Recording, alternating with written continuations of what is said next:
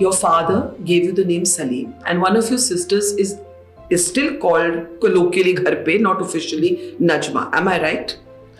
Yeah, part of the story is right. A Muslim mob came to the school next day. My grandfather was the warden, Ram Singh ji. And they actually gandase se unka sar kaat diya wahi. Of your grandfather? My grandfather, Ram Singh ji. And your father witnessed My this? father was 8-year-old. He witnessed it.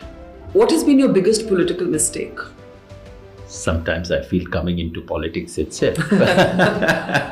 And when the party was being captured, we didn't realize that it was being captured. Captured by? Captured by Arvind and the coterie around him. When Mark Terry said on BBC that Indira Gandhi is trailing in Raebareilly, Yeah. and the crowd exploded in my small town, Yes. I saw democracy with my own eyes. That was democracy. Yeah. Everyone thinks K24 is a done deal. Now let's talk about 2029. And I feel this is the end of the country as I have known it.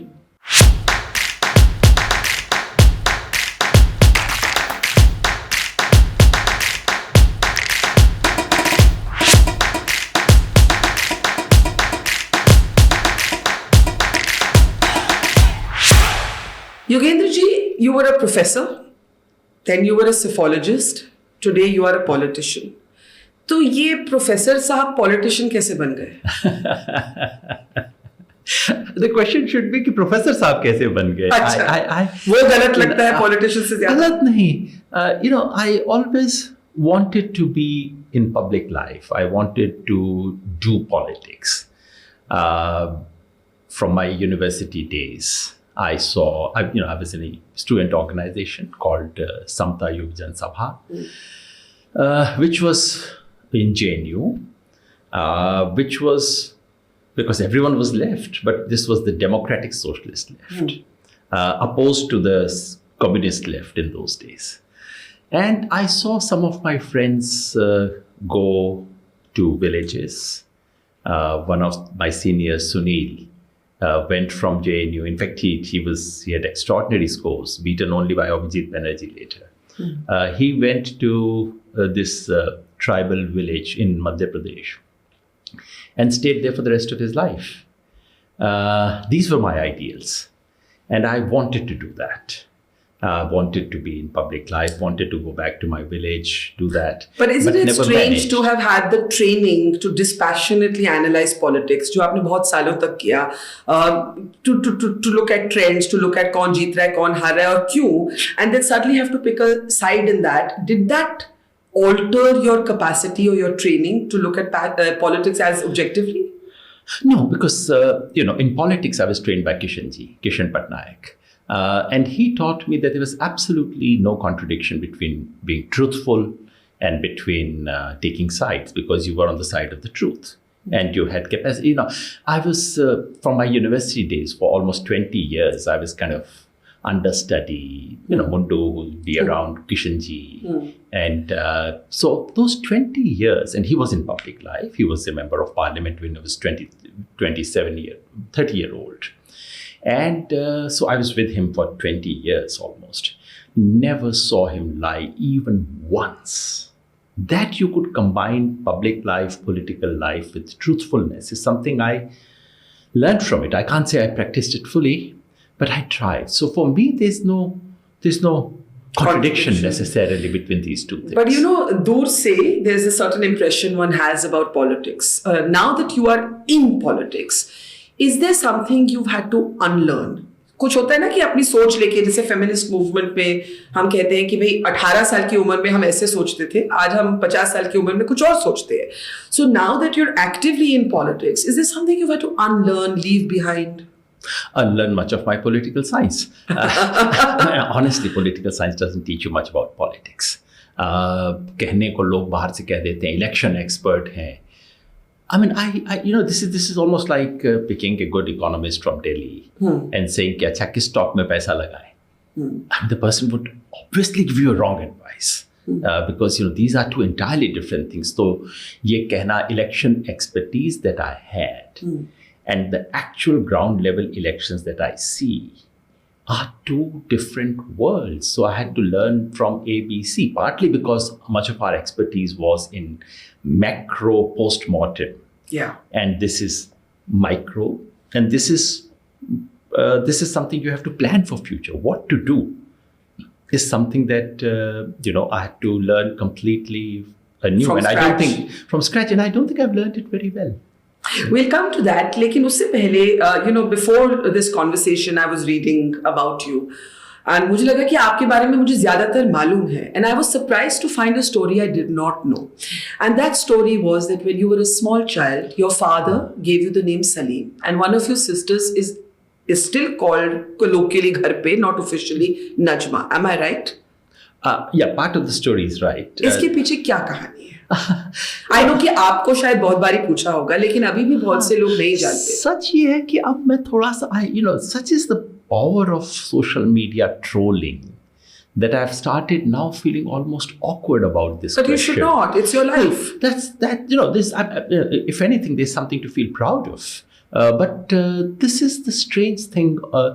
Just last night, one of my cousins sent me a WhatsApp. He's in Bits Pilani group. So he was from Bits Pilani. And he said, look, this was coming on my WhatsApp group. कि योगेंद्र यादव का नाम सलीम है. नहीं कि बंदा है सलीम, इसने झूठे से लोगों को मुसलमान सलीम है, इसने छुपाने के लिए अपना नाम योगेंद्र यादव किया है. It is like Yusuf Khan calling himself Dilip Kumar. This was on the WhatsApp group of BITS Pilani. So इस चीज़ों से अब मेरे को थोड़ा वो लगने लगा. The story is very simple. I have told it several times. पर आपको लगना नहीं चाहिए before you tell the story.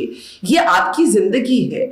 आप अपने जिंदगी की कुछ हिस्से लोगों के सामने ना रखें क्योंकि वो डिस्टॉर्ट हो सकते हैं by trolls. That should not be where we are.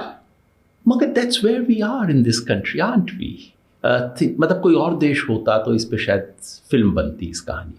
मेरे पे नहीं. I'm an absolutely incidental character. मुझे कहानी बहुत इंटरेस्टिंग लगी. I'm a prop in that story. I'm nobody in that story. Tell us the story and then we can talk about other things.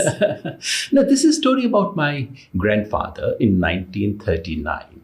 He was in Hisar, which was then in Punjab. And this was the time of communal riots. So there was some incident that happened the day before. And allegedly some of the students from his school were involved in desecration of a mosque. So the mob, a Muslim mob, came to the school next day. My grandfather was the warden, Ram Singh ji. They came and demanded those boys. He said, no, I'm their guardian now. They said, nahi to tumhara gala kaatenge. He said, fine, let it be me. First, it has to be me first. And they actually gandase se unka sar kaat diya wahin pe. Of your grandfather? My grandfather, Ram Singh ji. And your father witnessed My father was 8-year-old. He witnessed it, And then? And so you would normally expect hatred for Muslims, ye, wo. But he was very deeply influenced by Gandhi ji. And he decided, so in 1952, when they married, my mother and my father, he said, bas ek baat hai, jo bacche honge na, unko Muslim naam dunga. So my mother accepted. What choice did she have in those days? 57, my eldest sister was born. She was named Nazma. She's not called Nazma today. She's Dr. Neelam Yadav.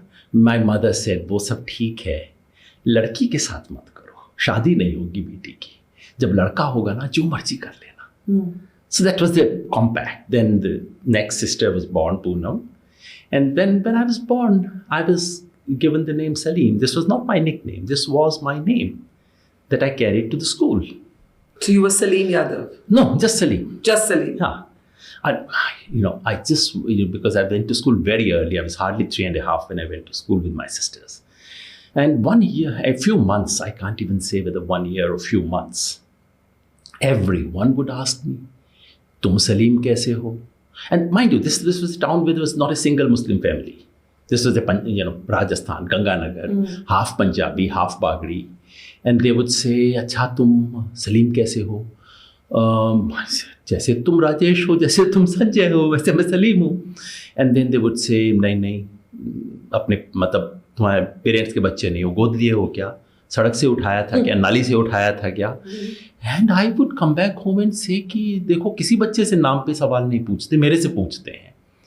And my father would explain, what would I understand these things? He actually took me to a mosque.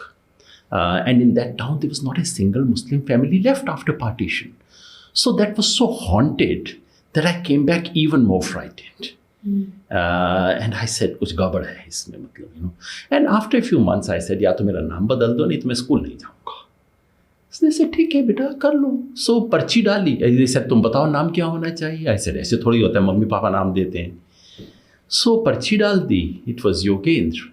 सो अगले दिन से मैं technically Yogendra बन गया. But the funny thing is that nothing changed. My trolling in the school stopped. I became Yogendra. But for all my friends, all my family friends, my village, my family, I was and I remain Salim. Even today? Till recently, yeah. Even today, if I get a call from someone says Salim, I know it's Ganganagar and someone very close to me is calling me. Do you think of yourself as Salim or Yogendra? We all live with so many double identities. Different identities. So, but for my parents, for my wife, for my sisters, my parents, till they passed away, I was Salim. Now, the thing is that, in any other country, as I said, I'm just a prop in that story. It's not about me. It's partly about my grandfather, but more about my father. Who thought? मैं वही पूछना चाह रही थी that normally if a child watches his father being killed by a Muslim mob, तो एक bitterness आती, एक गुस्सा आता, एक cynicism आता, and we saw this. I'm from a partition family, and I've seen some of these struggles. Why did your father find healing in giving some healing he must have found in giving his children Muslim names? He was a very, my father he's no more now. He was a very reticent person, wouldn't speak very much. He would write, wouldn't speak very much, and certainly not speak about himself. He was kind of a saintly, kind of, non-religious, but very spiritual. So he wouldn't speak, but I think 2 or 3 things he mentioned occasionally. One, he said that, he told us that he witnessed partition violence as well. And in partition, Muslims were just butchered in my area. There's a massacre of Muslims in this Raebareilly Mahendragarh belt where we came from. So probably he saw the other side as well. And probably this was his way of telling himself, I would not allow hatred to conquer me. Probably it was Gandhi. He was deeply influenced by Gandhi ji. Probably it was that. But yes, right till the end of his life. So it was not just that naming. In everything, in 2014, after, after 2014, just before 2019, he wrote a letter to Prime Minister and said, tum isko kar dena. Which was to say, you are a good Prime Minister, you're doing good things for the country, it's fine. But what you're doing in Kashmir is not good. What you're doing to Muslims is not good. These are not good things for the country in the long run. Please remember, being Prime Minister is a great responsibility. So he was not this or something. He was not. He could see shades of grey. Yeah. He saw virtue in any opponent. In fact, I was young, I started debating, and I came back home, and he said, "Kya kiya? Debate bola tha sab. Acha kya batao, sunao." And twice this kind of thing happened. Once he asked me, "Acha, do you believe in what you are saying?" I said, "नहीं जी, वो teacher ने बोला था कि इसके motion के against में बोलना है." मैंने बोल दिया. I mean, all of us did that in the school. So he said, I can see from your eyes that you don't believe in what you are saying. Never do that. I said, जी वो फिर team में कैसे जाऊँगा? He said, don't go. It's all right. You won't win a few prizes. That's all right. Don't say what you don't believe in. And second time, which is related to what you asked earlier, he heard one of my debate things, and he said, so you think your opponent have nothing sensible to say? I said, no, they do have some sensible points. He said, what are those? I said, 1, 2, 3. He said, but why don't you say that? I said, I'm speaking for the motion. How can I begin by saying that, my opponents have very sensible points? He said, but try, why not? But do you think by conceding those 3 points, your case is demolished? I said, no, actually, I don't think it's demolished. I think they have 3 sensible points, but they're outweighed by the following things. He said, why don't you say that? That my opponents have these 3 sensible things, but they're outweighed by other things. Isn't that what you believe in? I said, yes. He said, just go and say that. I see the reflection of some of that open-mindedness in your writings. And one of your pieces that particularly stays with me is how you said there is a gap in the liberal conscience. You wrote this piece for the print. And आपने कहा कि national security के जब मुद्दे आते हैं, तो liberals and left liberal as the phrase is colloquially used, I'm summarizing here, but you don't have a language. That space has today been politically appropriated completely by the right wing.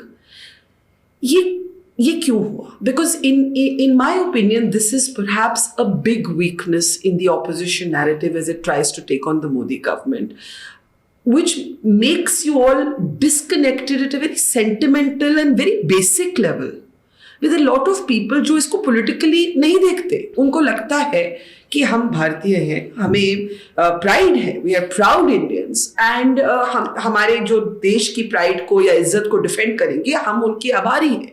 Why is this language missing in the opposition counter narrative?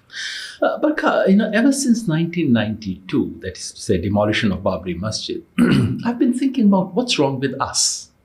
We spend a lot of time in saying what's wrong with them. Of course, we have to say that because the direction in which BJP RSS is taking this country is absolutely dangerous, it's destructive. But we must, when we say this, there are 3 fingers that point to me. What is wrong with us? And I think what is wrong with us is that we, that is to say, liberal, progressive, modern, or whatever, call it by any name, left, liberal, all these are very odd names. But the problem with us is that we are disconnected with the language of the people, the sentiments of the people, and we actually do not have responses to some very genuine questions. National security was one of those examples. आपने कहा कि वो BJP national security की बात करती है और हम ह्यूमन राइट्स की बात करते हैं. ये बाइनरी कैसे हुई? हाँ, so national security is only one example of that. I used to joke with my friends that this applies to so many things. I used to joke that we all believe that it's Manmohan Singh's job to earn for the country and my job to spend it. Mm-hmm. You can't have that division.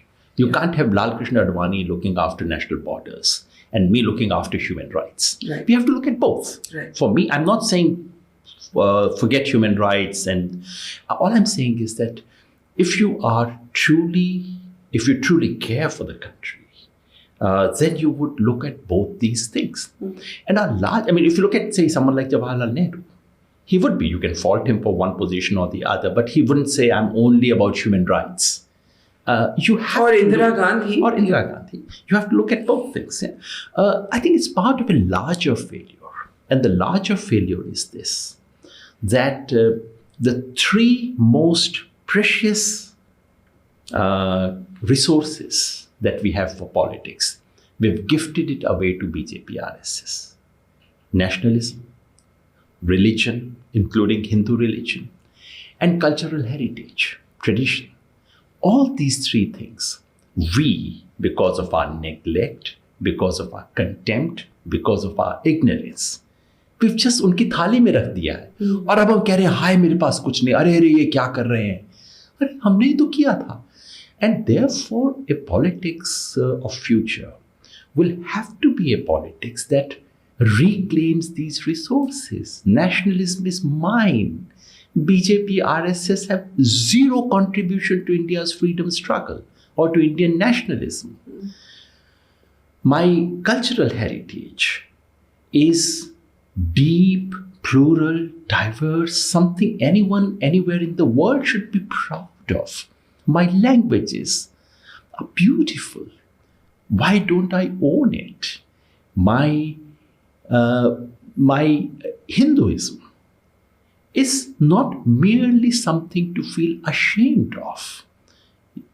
Hinduism is something to be proud of as well. Like any other religion, there is so much that's just nonsense, and there's so much to take pride in. Why can't we relate to this? So that's, I think, is truly a failure which comes from a much deeper colonial encounter, I must say. मैं वही पूछने वाली थी that ये deracination हुआ कैसे? 19th century onwards, you can see these two reactions to the colonial encounter. On the one hand, there is a sense of deep inferiority complex, which takes two forms. This sense of deep inferiority, you encounter the British, like English, they come with, initially, you see, in the early encounters, Indians didn't think much of the English. They thought they were dirty. Honestly, that's the early encounter. They thought they were dirty, they were uncivilized, and so on.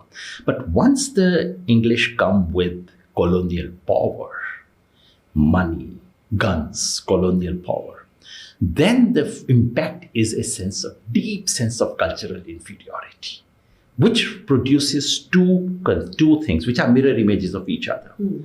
One is a sense of shame and disowning of my own culture. Everything is wrong with my culture. Christianity is great. Europeans are great. They have science, they have religion, they have ethics, they have norms, they have etiquette. We have none. The second is Mera Bharat Mahan, Vishwaguru. Everything is right with us. There was a little minor problem of the last 1,000 years, but everything is fine with my country. Now, both of these are originating from a deep sense of cultural inferiority. And it's only through Gandhi and Tagore that we recover that, a genuine sense of self. They are at ease with it, ease with being Indians. The recovery of the self begins there. And unfortunately, the politics that still dominates this country is a politics that comes from both these reactions.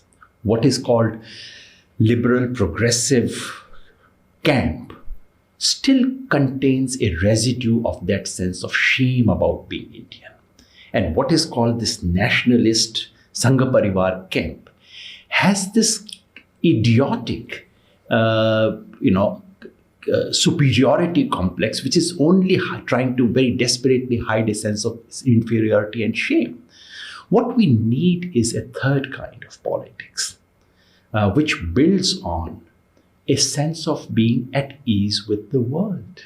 Let me give you an example of a nationalist institute that I think does pluralism very well, and that is the Indian Army. And I had no military background till I started reporting on the military. और फिर हमने देखा कि मंदिर मस्जिद गुरुद्वारा का tradition है army units में, सर्वधर्म स्थल के ट्रेडिशंस है आर्मी यूनिट्स में. आपके कमांडिंग ऑफिसर अगर हिंदू हैं लेकिन ट्रूप्स मुस्लिम है तो वो नमाज भी लीड करेंगे. आपके कमांडिंग ऑफिसर मुसलमान है लेकिन ट्रूप्स अगर ज़्यादातर हिंदू हैं तो वो आरती भी परफॉर्म करेंगे. This actually is not tolerance, it is participation in each other's faiths. It is what Gandhi's model of secularism was. ये हम लोग इसको tolerance, media used to frame this as a tolerance debate. The word tolerance is a bad word. You're not supposed to tolerate each other, you're supposed to celebrate each other. Sarva dharma samabhav. I quite like that old Gandhian phrase. Although Rajiv Bhargav has a better technical name for that, principled distance. But Sarva Dharma Samabhav is still the best name for it. सबके लिए समभाव हो, सबसे सीखेंगे. अरे मैं कोई अर्जी दे के हिंदू पैदा हुआ था क्या? कोई एप्लीकेशन दे के सिख पैदा होता है क्या? होते हैं. जहाँ है उसमें कुछ बहुत सुंदर है और जो सामने है उसमें भी कुछ अच्छा है, ले लो उससे. सबको बराबर देख सको.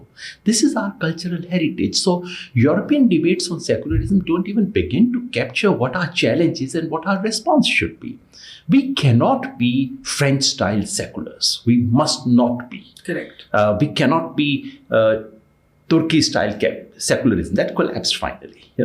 Our secularism has to be of a very different kind. Equal respect. In official things, equal distance, and if necessary, equal intervention to be able to say, you shall have to give entry in the temples. That's intervention. But as long as it's equal, do it. So I think that's our secularism. Tolerance is not enough.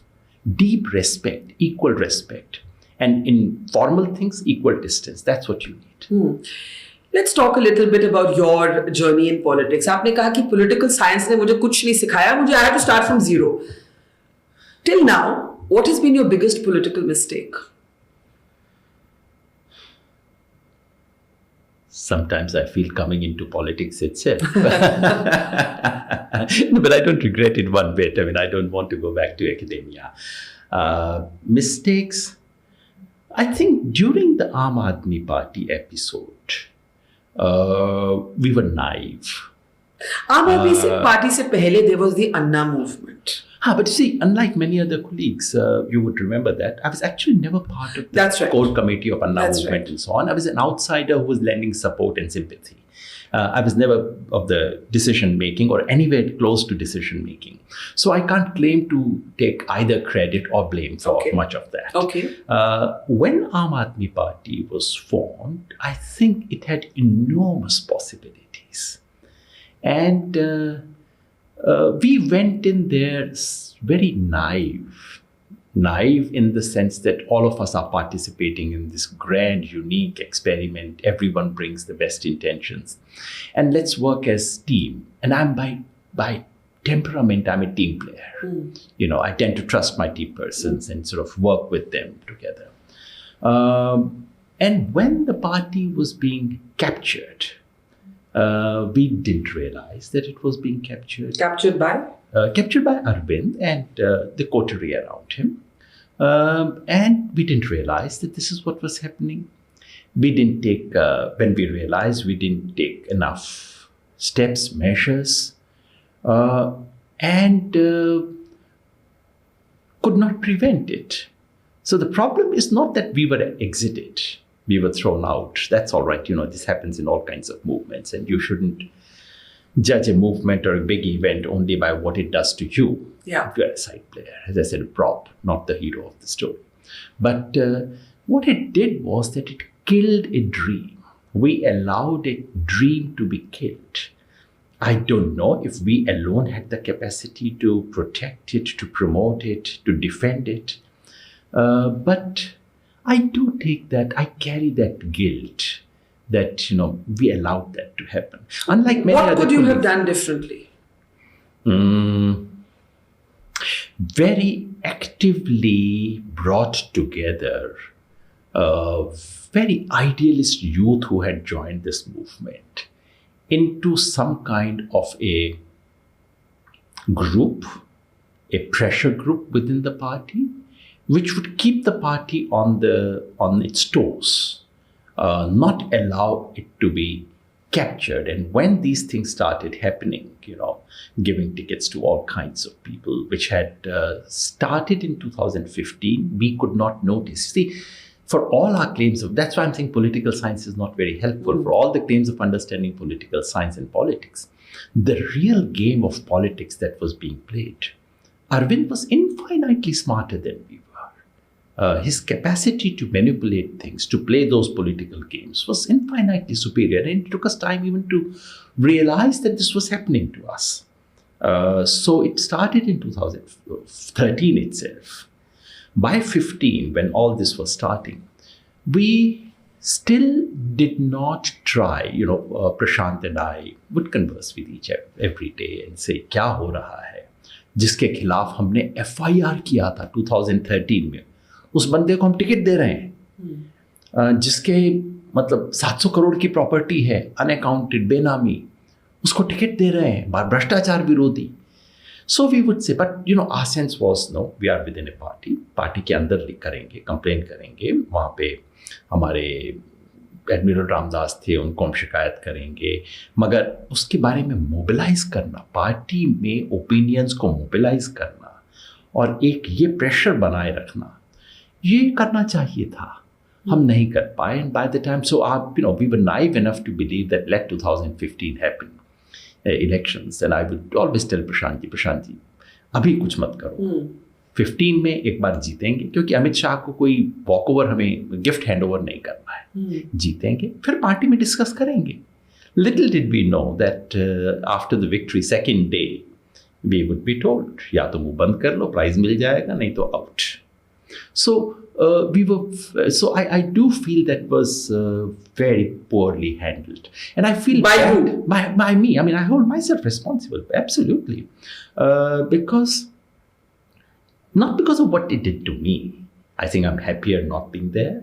And You the said kind of a things dream I- was killed. Yeah, to those, Dream क्या थी? Do you think कि dream naive, arguing from the Aam Aadmi Party's perspective for a moment, क्या उनको भी सीखना पड़ा कि वो जो सपना लेके आए थे, वो शायद आज की राजनीति या कभी भी की राजनीति में वो it was an unimplementable dream. Is that what happened? Or when you say a dream was killed, you think the party was, you didn't stay there to fight for the party? No. When I say a dream was killed, which is key, well, that was one of those rare moments that thousands of people came to politics. Those who never thought they would have anything to do with politics, Yes. they came to politics. These are beautiful moments in any country's history, that you bring that fresh energy, fresh talent, you expand. And most of them, when they meet me, sir, पता नहीं क्या था, हम पता नहीं क्या सोच के गए थे, बेवकूफ थे ना सर हम. And I feel it's directed at me. I made them feel stupid, ये कहना, you see, in the last instance, all revolutionary movements become pragmatic. It's just that some take 20 years, some take 50 years, and some take 20 months. The problem with Aam Aadmi Party, I think, was that in the leadership, the willingness to give up the dreams and ideals was there from day one. And which is to say, there wasn't enough seriousness about this. You struggle, you try your best, and then you say, okay, itna to compromise karna padega. But which is different from, I mean, in the long run, left parties, revolutionary parties, they all compromised. But they did some really great and beautiful things before they did so. In Aam Aadmi Party, unfortunately, the tendency which believed कि सब चलता है यार, हो गया ना movement वगैरह खत्म हो गया, पार्टी है, पार्टी की तरह से रहो और सब चलता है, ठीक है, ज़्यादा don't ride your high horses और ये, that tendency dominated right from the beginning. और उसकी वजह से ये जो एक खूबसूरत चीज़ हो सकती थी वो नहीं हो पाई. And I hold myself responsible. You have likened in other statements and other interviews Arvind Kejriwal to being a version or a mini version of Prime Minister Modi. Rhetorically ठीक है, but do you mean that? I normally don't use rhetoric. What do you mean by this comparison? कुछ की respects में काफ़ी commonalities हैं उनमें. आप भी देख सकती हैं, पूरी दुनिया देख सकती है. But what I don't want to do Barkha is that वो जो किस एंड टेल स्टाइल होता है ना, वो मैं ज़िंदगी में नहीं करना चाहता. किसी के साथ रहे और उसके बाद सारी ज़िंदगी आप उसका दुखड़ा रोते रहे. मतलब कोई आपकी एक दिन पॉकेट मार दी किसी ने, शाम को तो आपको बुरा लगेगा, यार पर्स था, उसमें कार्ड भी था, ये नंबर भी थे. 3 दिन बाद अगर आपको हो यार पर्स चला गया, तो कोई कहे छोड़ो ना यार. फिर 6 महीने बाद भी अगर आपको हो यार पर्स चला गया था, कोई कहते दिमाग तो ठीक है ना. सो हो गया ना, आगे बढ़ो, आगे चलो.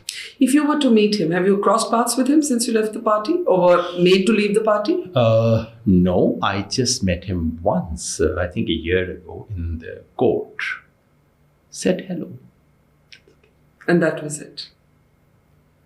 Yeah, what more? Do you feel angry or bitter about those times? No, I don't. I did feel very angry. I felt very bad about what was being done, what was happening, and I felt it was bizarre at that moment. But no, as I said, to continue to carry anger about these things is to allow someone else to dictate your life. And I have so much else to do. इतना अच्छा किया, इतने लोगों से मिला, वहाँ जिस तरह की चीज़ें मैं पढ़ता हूँ वहाँ हो रही हैं, उसमें नहीं हूँ. मेरे को तो कई बार लगता है यार बच गए. Personally. Does ideology count for anything in politics? आपने कहा कि भाई हर revolution eventually pragmatism की ओर, it's forced there, it's nudged there, it finds itself there. But look at the India alliance. it's not ideology that has necessarily brought all of these parties together, because the Shiv Sena, for example, which had a government with the Congress in Maharashtra till the Shiv Sena was split, and the rest we know, that is not an ideological alliance, that is a practical alliance. Now you can argue that the Uddhav Thackeray Shiv Sena gave up or compromised on some of its principles, so all of that. लेकिन मैं इसलिए पूछती हूँ क्योंकि आपकी बात करें, ideologically you would have been an anti-Congress thinker. Am I right in saying that? Or you were disappointed with the Congress? Would you call yourself a erstwhile Congress critic? Not erstwhile. I've been openly a Congress critic. Very, very strongly. But what is what does ideology have to do with it? Ideology is not anti-Congress, pro-Congress. Ideology has to do with some principles, some. So let me try and reframe my question. Yeah. I have been a journalist long enough to remember conversations with you where you have been extremely critical of the Congress. At one point saying, if we have to have an alternative to Modi, India has to have an alternative, the Congress must die. Something happened that changed your mind. Was that something pragmatism? Keep your eye on the larger goal? Or did you actually find your mind and your heart persuaded to think otherwise? Barkha, there are two things. One is ideology, the other is as political judgment. Okay. Ideology is a larger thing. Ideology is, and if someone were to ask me my ideology, you can say, what's my ideological origins? Origins are quite, India mein jati aur gotra hota hai na. So my jati is socialist, gotra is Lohiyite. Right. That's origins. Well, but you're not. And therefore, that have always been anti-Congress, at least at the level of state politics. The only question is how much you want your jati and gotra to determine your life. Normally, all of us don't allow that to happen, and so do I. That's my origins. What's my ideological commitment? All I would submit, I can give a long speech on that, but I'll simply say the preamble to the Constitution of India is my ideology. It's just that I take every word very, very seriously. It talks about democracy. It talks about secularism, about socialism, about freedom, about equality, about fraternity. These ideologies, and the fact, in a manner of speech, anyone in the world can say, oh, I'm for all this. But we do know that at the moment in today's India, the ruling dispensation is opposed to every single one of the things that I have mentioned here. So if you ask me what is the ideology of India coalition, I would still say on balance. And in a large coalition, you can only talk of on balance. On balance, this coalition is wedded more to the preamble of Indian Constitution than others. About my own change. My ideology, as I've said, if you were to even say even broadly, I keep thinking of India's Swadharma. And India's Swadharma, so I don't tie myself into this socialism and these things now. It's India's Swadharma. There are two strands that you find in the 20th century. One is a strand of Swaraj, of indigenous thinkers. The other is a strand of Samatha, of egalitarians, of the Marxist, feminist, Ambedkarite variety. And if you were to describe my ideology today, my attempt is to see if we can bring these two streams together. It's a Samatha Swaraj. Bringing these two powerful streams together is the future for this country. Now, let's talk about political assessment, political judgment. My political judgment was that emergency was a disaster for this country. We almost lost our democracy, but for Mrs. Gandhi's incorrect move and 1977. I'm a child of 1977. That moment of seeing people on the street celebrating and saying, when Mark Tully said on BBC that Indira Gandhi is trailing in Raebareilly, and the crowd exploded in my small town. Yes. I saw democracy with my own eyes. That was democracy. Do I regret it? Not one bit. That is my foundation. When I was growing up, I saw, this was again Congress regime. In 1984, I happened to be in Delhi that day, though I was in Chandigarh otherwise. One of the most shameful chapters of our history, national history. And do I blame Congress for these things? Yes, I blamed it. Yes, I was very staunchly, because do remember that at least till 1989, barring the tiny episode from 77 to 79, Congress was the establishment. And we were, by instinct, anti-establishment. So being anti-establishment was being anti-Congress. Yes, of course we were. Then came various kinds of experiments, and I was naturally more sympathetic to the Janata Dal and social justice experiments and what happened to them. And as you correctly reminded, bringing, and that's what, therefore, when I entered public life, I went to this movement, not to any of the established political parties, which I had known, and I had some invitations to join some of them, but that's not my life. After 2014, the situation changes radically in this country. The power balance changes completely differently. And if you continue to imagine that Congress is the establishment of the country post 2014 against which we have to fight, you are living in a make-believe world. Even then I was angry with Congress, as you correctly remind me. Yes. 2019, when they lost the way they lost, I was so angry. And I said that. But do remember what the anger was. I said, this is an election where the fate of this country is being decided, where democracy and constitutional values are being settled. And you do not even put up a good fight in this election. What good are you?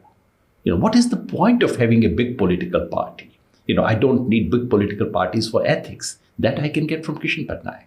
These big political parties are to provide big footprint and to work as bulwark when it's needed. And when it was needed, you didn't do that. That was the anger. 2022, BJP continues. They have won Uttar Pradesh. Everyone thinks K24 is a done deal. Now let's talk about 2029. And I feel this is the end of the country as I have known it. And something needs to be done. And I see the same Congress, which I had said all these things about, as the only big possibility which was willing to do something. So two things changed. One, my sense of urgency, my sense of my willingness to connect to anyone who was there to oppose this regime. And I'm saying it here. If Aam Aadmi Party is part of India coalition today, I will support Aam Aadmi Party. If I can go to that extent, notwithstanding whatever I've felt, because you don't run your life on your personal emotions and your past experiences. You look ahead. That's one thing that changed. And number two, in 2022, I saw a Congress which was now willing to take them on. And if these two things happen, why not?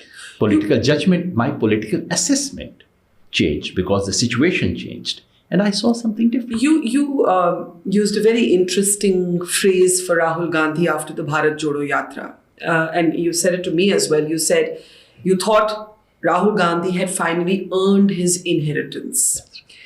As you got to know him, there are many impressions of Rahul Gandhi in the media, good, bad, indifferent, ugly. If you were to tell people about him today, maybe persuade your other Lohiaite friends, कि भाई आप भी थोड़ा give him a chance. What would you say? What would you, with more information or with new facts as you call them, what would you say about him? No, first, Barkha, I should say that actually I had known Rahul even earlier. I had known Rahul before the Anna movement. For almost 2 years, I had met him at least 20 times. All which is reported in Wikipedia as he was advisor to Rahul Gandhi, nothing of that sort. But I sort of related to him. And my impression then was that he was very sincere. This is back then. Back then. And that he was more intelligent than people thought he is. And Barkha, these are two things that I've written in that article where I say Congress must die. Yes. And I say Rahul is more sincere than any politician I've met, and he's more intelligent than people think he is. But I said, what good is all this, if you can't even do this? So what have I discovered now in the last 1 year of relating to him? Sincerity, that of course is there. Nothing has changed. The good thing is that he cannot pretend. He cannot do theater. वो जो होता है ना कि गले लगा के खंजर मार देना, etc. That stuff that happens in politics. No, he's not that. He's a very straightforward person. हाँ जी, हो सकता है, नहीं, ये नहीं हो सकता. I disagree with you. Which very few politicians do. So it's straightforward. Intelligence, as I've said earlier, he understands policy, is smart, and I don't know how this Pappu image came to be pasted. He says he reads, he thinks, and so on. What I discovered anew are the following. One is that I wasn't sure how much of his values have been transformed in the last 10 years. And actually, it's been a pleasant surprise for me to see that on 3 core issues that matter to me, his convictions are very deep. I don't know of many politicians who have deep convictions like this. One is secularism. He thinks like a Nehruvian. He is still a very deep Nehruvian on secularism. Election हार जाएंगे, कोई बात नहीं, ये नहीं करेंगे. On caste, not many people know. People have just started noticing it now because of what he's saying on caste census and so on. But he's almost an Ambedkarite in thinking about caste, very strongly so. And on economy, people now notice the Adani question. But his own convictions on economic equality, he's not a Marxist. But in that broad sense, his convictions are very strongly egalitarian. So that's one thing that I've discovered, his convictions. He's a man of conviction. Second thing which I had not noticed then is that there is a spiritual streak in him. Deep, so when he says shunya and so on, these are probably things you shouldn't say in press conferences. No one makes sense of what you're saying. But there's a deep spiritual streak, and it's actually very Indian spiritual streak, in many ways very Hindu spiritual streak, where there's a detachment from power, detachment from things as are happening to you. You are almost watching yourself as a fly on the wall. That is amazing for someone who's in politics. Two questions there. One is, I am reminded of a time when Randeep Surjewala, I think it was Surjewala, who spoke about Rahul Gandhi being a Janyudhari Brahmin. There is also a cynicism कि ये जो मंदिर में जाते हैं और उसके around एक iconography build की जा रही है. This is to try and counter the sort of Hindutva of our times. तो ये मेरे 2 सवाल थे जब आप कहते हैं कि सोच आपकी करीब की है. I'm sure that Janyudhari comment made you uncomfortable. Maybe it was a real politic moment. I still can't understand what that moment was about. It's the Rahul that I have known, did someone manage to prevail upon him that morning to say, ye to kari do boss, etc. We do all kinds of things. But that's completely out of sync with what the person I've known. About going to temples, no, that's not a problem at all, because he actually, as I said, you're saying that's his belief. That's his belief, and he would happily go to a mosque and to a gurudwara, because he's actually, in that sense, sarvadharma samabhav, with genuine respect. So he thinks of Shiva, he thinks of our mythologies and so on. And I dare say he's probably more educated about Hinduism than most of these BJP leaders. But the pursuit of power, where you said that there's an essential kind of detachment, I'm reminded of a time when a younger Rahul Gandhi, I think he was going to be the vice president of the Congress party, and he spoke about a conversation he had with his mother where he described power to be like poison. Aapko bhi ye yaad hoga. Now, there has been a sense of Rahul Gandhi, maybe not today, but let's say just before the Bharat Jodo Yatra, ki this is not a person committed to the pursuit of power. So, okay, you're smart, you're well-read, you have a thinking mind, you have views on policy, you have views on foreign policy, लेकिन आपको राजनीति में success के साथ ही बदलाव लाना पड़ेगा. आप और कैसे बदलाव लाएंगे? Do you still believe that he is a reluctant, not a full-time politician? ये criticism होता है बार बार. See, there's a difference. It's a very interesting question. There's a difference between being power hungry and having a will to power. These are two different things. Being power hungry actually makes you smaller in politics. And you make all kinds of compromises, the usual stuff of politics gets played. But a complete detachment from power is not a very good thing. It's actually ethically not a very good thing. What you need, and especially if you are in public life, even if you are not in public life, every human being should claim certain bit of power, which is that's right. to live in a dignified life. You need that. And if you are in public life, if you are in the business of mobilizing people, driving them towards something, then you must have that will to power for that purpose, not for myself. Right. So while Rahul has sufficient detachment of the first kind, does he have sufficient drive of the second kind is something which is still to be seen. I can't claim to be that kind of a buddy who knows him from within. Yeah. But that's something that I'm waiting to see. Okay, I want to talk in the end, we have a few minutes left, about the farmers' movement, which you were so closely associated with. It was a movement that did manage to make a very powerful government that doesn't usually change its mind, or at least put a pause on the new farm legislations. However, it was not a movement without contention, controversy. And when you look back at it today, do you think you would do some things differently? When you look at a Deep Sidhu, for example, आपने बाद में कहा कि I think आपने कहा कि please correct me if I'm wrong कि you felt he was an infiltrator almost from the other side. But I remember when I first interviewed him and I knew nothing about him, and he was saying completely crazy, strange, extremist, pro-Khalistan sort of things. And I remember saying to everybody I knew at that time associated with the farmers movement कि you should weed this guy out because he is trouble. और उस समय जब हमने ये बोला था, मैं बोला कि अरे आप तो ये तो सरकार के बिहाफ पे आप बोल रही हैं इस तरह की, because we live in such a polarized time, लोग कुछ भी कहते हैं. It's not about me. When you look back at it, do you think you should have done something differently? Any learnings from that movement? Barkha, of course, enormous learnings, and there's no movement without controversies and so on. On Deep Sidhu, he's no more, so I should speak with some restraint. I think you may be factually mistaken. Okay. The leadership of the Kisan movement never entertained Deep Sidhu for 1 minute. We knew about his presence from day one. In fact, not even day one. Day minus 4 months.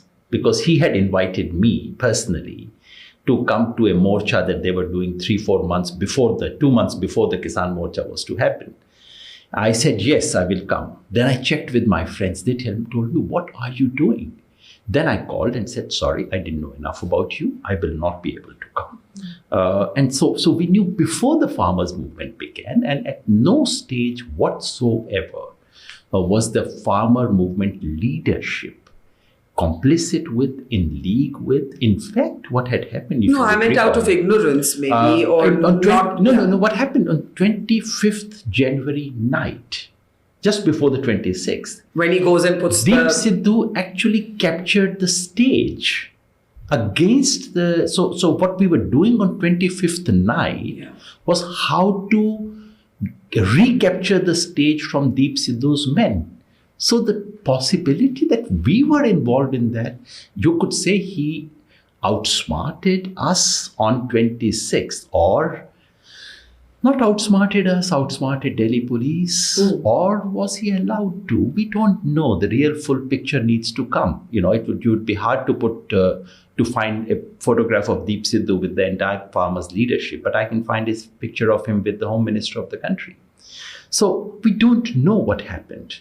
But is this during the campaign?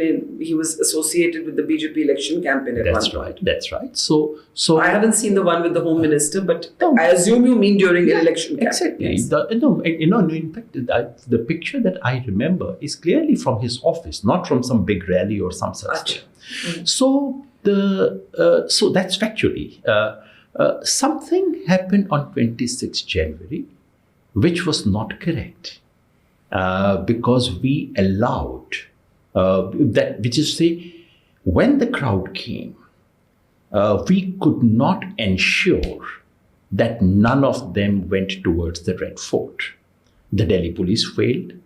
And one of the reasons is, and it should be put on record, because we had made a request to Delhi police in the run-up to this. Give us 2 kilometers on the ring road in our route and we'll go back. They said ring road nahi denge and so on. And in the farmers movement, it became a prestige point. Ke ring road pe to ek baar jana hai. And I spoke till the last day. I spoke to police officers to say 2 kilometer हमें जाने दीजिए क्योंकि हमारे साथियों की इच्छा है कि जाना है. If that was allowed, I believe we would have been in a better shape. But then once people broke loose and went onto the ring road, which was not on the scheduled route, then they could go anywhere. And the ease with which they entered Red Fort is something which the country should examine and see. It's not farmers' movement leadership which was taking them inside the Red Fort. Who was taking them inside the Red Fort? And why is it that after such a major violation, no deep public inquiry has taken place? Nothing has been put in the public domain and no case has been lodged. Something is amiss, isn't it? So I think that's, but from farmers' movement, yes, a lot of learnings. But what an amazing movement. And when one lesson, anyone who's fought this regime in a determined way has won. Final question to you. You spoke in the beginning of how your father taught you कि जब debate भी करते हैं तो अगर दूसरी side की तरफ से कुछ ठीक लगता है कि उन्होंने ये ठीक किया तो पहले वो भी एक्नॉलेज करके फिर क्रिटिसाइज करो.